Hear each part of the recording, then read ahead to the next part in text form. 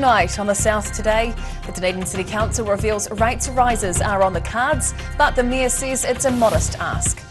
Otago students take part in a tradition as old as time, but only a few have what it takes to beat the clock. And a grand old theatre in Invercargill is pulling back the curtain on some onstage history, and it's all up for sale.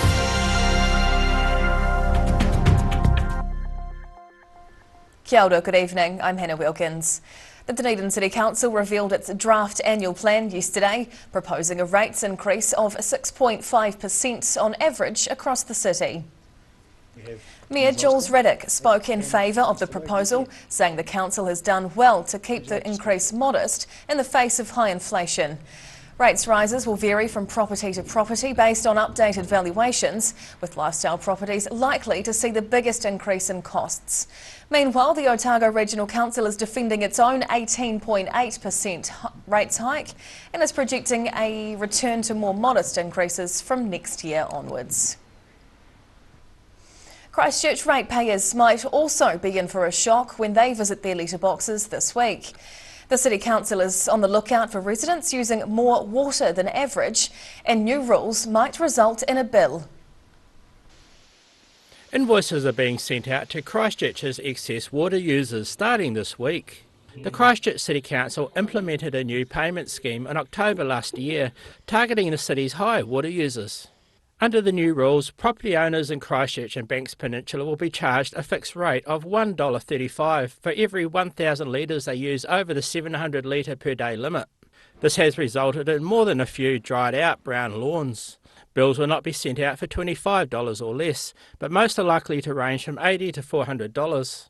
A council spokesperson stated the main reason for the water charges is to help reduce the demand on infrastructure, allowing them to offset major investments required to upgrade the supply network.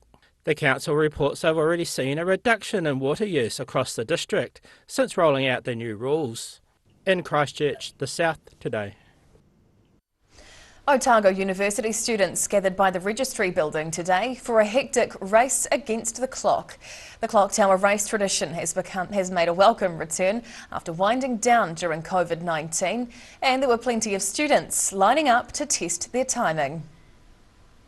Trying to get back before the clock strikes 12, as students are doing a dash for some cash. Around 30 students converged to the Otago University registry office in an effort to race around the building before the final chime of the clock tower struck at midday. Safi here took out the win in the women's section, with Josh Howard taking out the men's and beating the clock. It was great fun. Beating the clock was really good, and some good runners out there. Hard running on the road, but it was fun. The bends are long. The annual event had an 8-year hiatus in 2011, returning in 2019, but after a 3-year run, COVID-19 squashed the fun. Organiser John Gerber is a previous competitor and thought it would be a shame to miss the 370-metre race once again. There was a lot of support from OUSA and even the clock tower staff, and yeah, they were very appreciative of me doing this again. So yeah, I'm kind of glad that we set it up. Cash and food vouchers were given out to the winners, with $50 staying unclaimed, as no one was able to beat Gerber's record of 48.23 seconds set in 2021. In Dunedin, the South Today. A fundraising walk around the Queen's Park Band Rotunda in Invercargill has raised about $1,000 for an incurable disease. Motor neuron disease, also known as MND, affects the nerves that convey messages between the brain and muscles and can lead to a total loss of movement. The gentle walk around the park attracted about 100 people last Sunday. Many of them had a personal story to share about the devastating illness. Close to my family's heart, we lost our mum a year and a half ago now to MND, so we want to do our best to just remember first and foremost the people that we've loved, that we've lost to MND. Organisers say about 2 people are diagnosed with the disease every week in New Zealand. The funds raised will be donated towards further research and support for sufferers and their families. Invercargill's Civic Theatre is offering bargain hunters the score of a lifetime tomorrow as it opens its doors for a garage sale. The event promises a chance to rummage through a huge variety of props and costumes and an opportunity to peek behind the curtains. It's a view usually reserved for performers, but this weekend anyone can be a star of the stage as Invercargill's Civic Theatre opens its doors for a huge sale.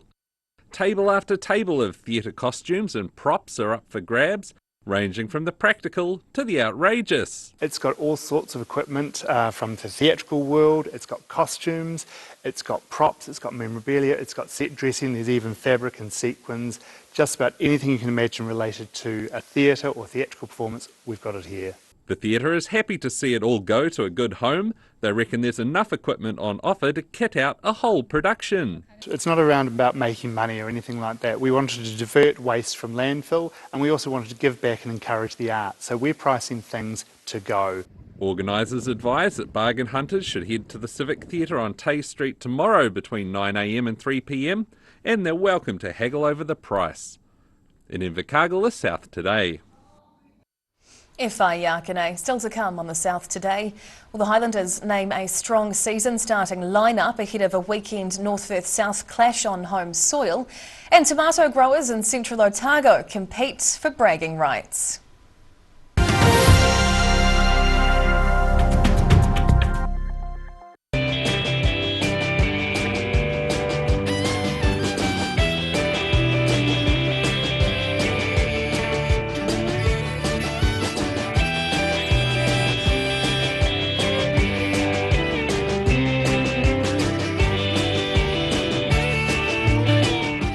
The big one! My mate John's massive annual sale ends soon. John's taken 25 to 75% off everything. And when John has a sale, you know it's a real sale. No one has more options. No one beats John on price. The big one! 25 to 75% off. Bring the ute, grab a trailer. John's got it in stock and ready to go. Get that furniture from Stafford Street and my mate John.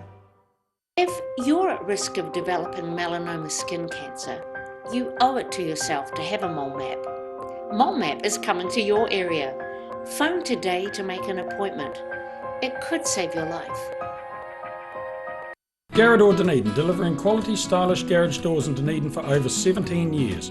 New doors, replacement doors and maintenance are all part of Garage quality service. Garage Dunedin offers a full range of modern quality doors to suit any home. Come visit the team. Aero, used by Australia's top bowlers with their unique Z-scoop grip that redefines the game. Machined with robotics for unparalleled accuracy, Aero, same line, every time.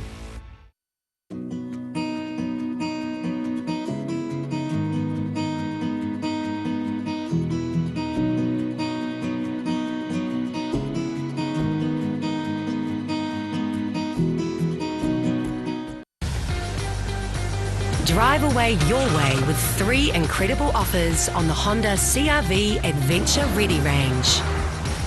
Choose from 2.9% finance with zero deposit, third finance, or lease a new CR-V from just $136 per week.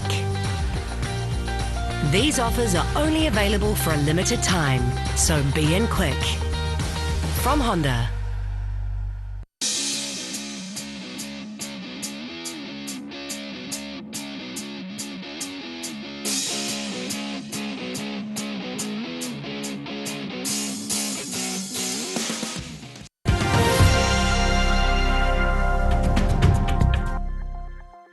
Tēnā koe, welcome back. The Highlanders announced their starting team yesterday for the opening match against the Blues, with one key player missing. But they've had a few players return from injury and some new faces in the squad, so they still feel they're at 100% for their first game of the season. Highlanders announced the team that will play against the Blues for the opening match on Saturday, but Aaron Smith's still out of the squad and he's still on leave for another week. Coach Clark Dermody is confident Folau Fakatava will be able to fill that role after coming back from a ruptured ACL last year. Another return from injury is Mitch Hunt, slipping into the number 10 jersey after a nasty knock to the head last season.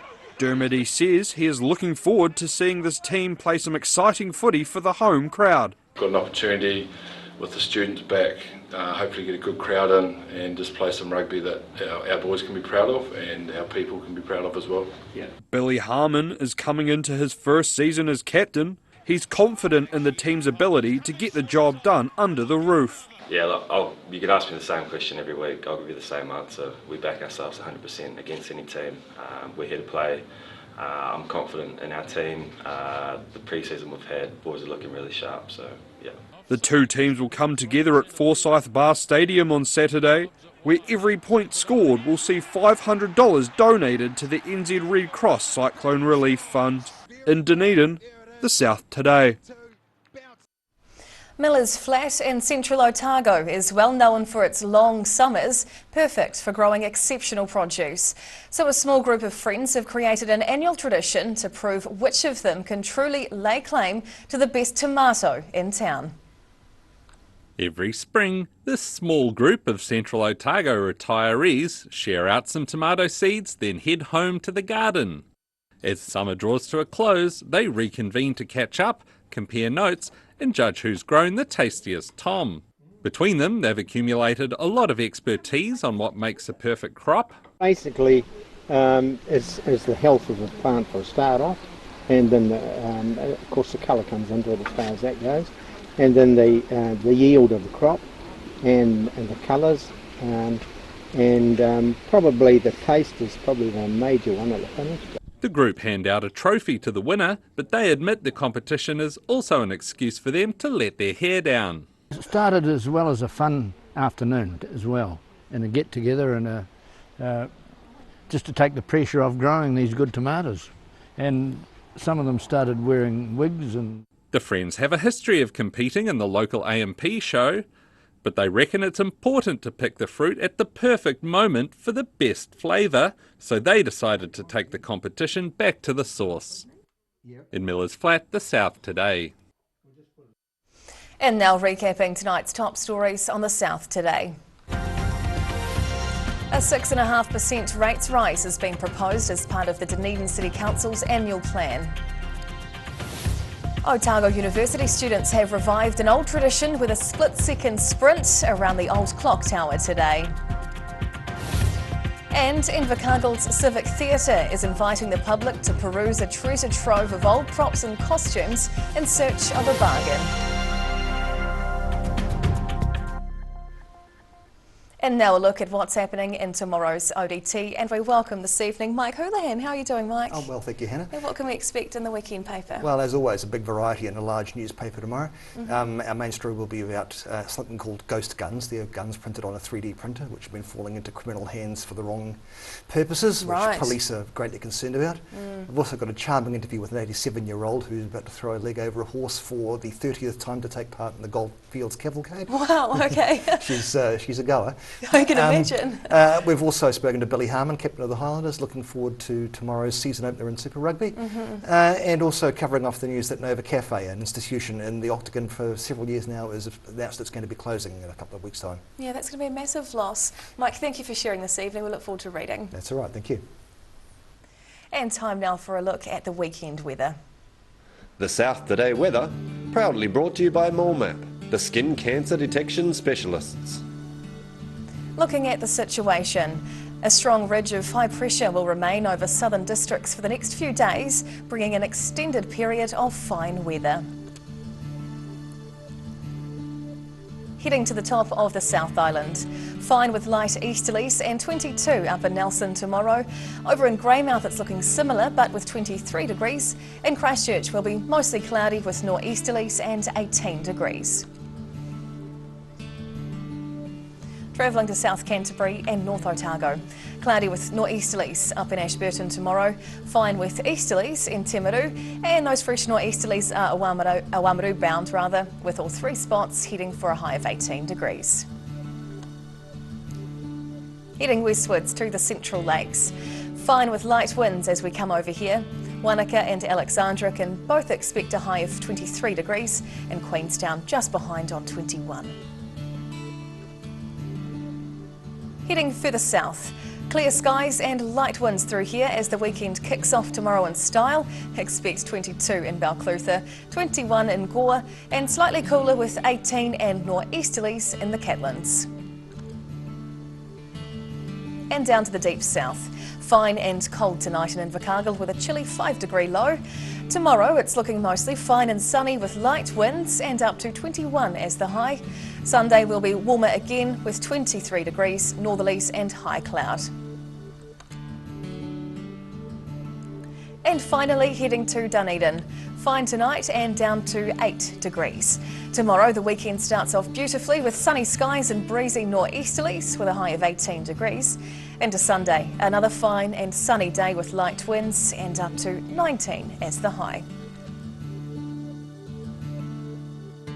And that's the news this Friday. For the latest news and videos from the southern region, head online to odt.co.nz. And you can follow Channel 39 on YouTube to catch our news bulletins on demand. But coming up after the break is this week's edition of Global Insight, where Professor Robert Patman discusses New Zealand's stake in the Ukraine war on the eve of the invasion's 1-year anniversary.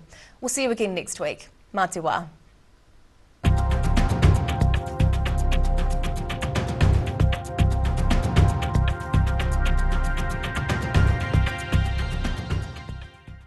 Public interest journalism funded through New Zealand On Air. Every day the team at Gillian supports grieving families at their time of need, from answering your questions to organising a farewell that reflects the wishes of your loved one. We can help. Call Gillian's today.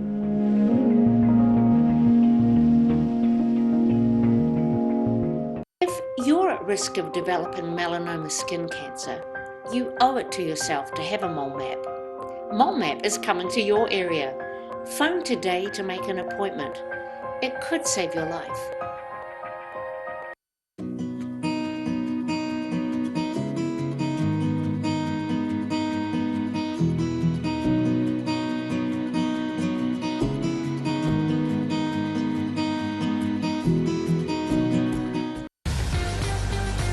Drive away your way with 3 incredible offers on the Honda CR-V Adventure Ready range.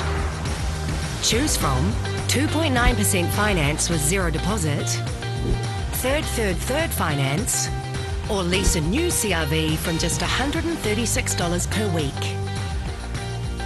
These offers are only available for a limited time, so be in quick. From Honda. The big one!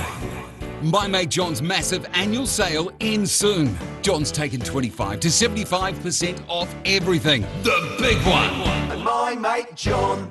Living Well Disability Resource Centre, a not-for-profit charitable organisation and your one-stop shop for information and resources to help you retain independence. We offer a wide range of assistive products from jar openers to mobility scooters and provide assessments for Total Mobility, the half-price taxi scheme. Come and see the friendly team. You'll find us on the corner of George and Bath Streets, ground floor of Burns House.